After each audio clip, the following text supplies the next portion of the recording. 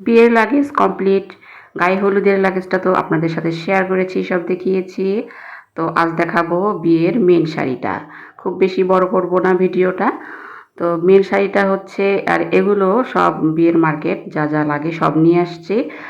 আর বিয়ের মেন শাড়িটা যেটা, সেটা হচ্ছে পেস্ট কালারের নিয়েছি, কারণ লাল বা মেরুন কালারের মানে কমন বিয়েতে নেওয়াই হয়। তো এই জন্য পেস্ট কালারের নেওয়া হয়েছে। এটাই এই বেনারসিটা তাছাড়া ভালো লেগেছে, তাই এটাই নেওয়া হলো। আর সাথে এই চুড়িটা ম্যাচিং করে নেওয়া হয়েছে। চুড়িটা মনে হচ্ছে যে নীল, আসলে নীল না, এটা ভিডিওর কারণে কালারটা এরকম আসছে। এটা পেস্ট কালার, শাড়ির কালারটাও একটু অন্যরকম চলে আসছে ভিডিওতে।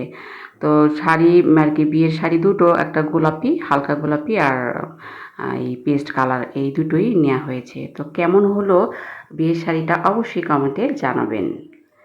আর এই তো আমাদের নতুন বধূ পেস্ট কালারের বেনারসিটা পরে বসে আছে। কেমন লাগছে, তার সাজ কমপ্লিট, সে বসে আছে। দেখেন তো কেমন লাগছে নতুন বউকে। পেস্ট কালারের শাড়িটা তাকে কি মানিয়েছে না, অবশ্যই কমেন্টে জানাবেন।